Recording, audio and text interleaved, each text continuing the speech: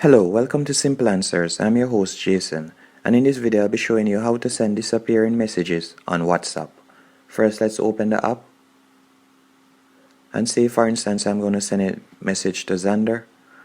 I'll simply open it and then you'll click on the person's profile name up top, and then you'll scroll down a bit and there you'll see the feature disappearing messages. You'll simply select that and then you'll turn it on, and as you can see there, after you have sent a message, 7 days later it will disappear, as you can see there.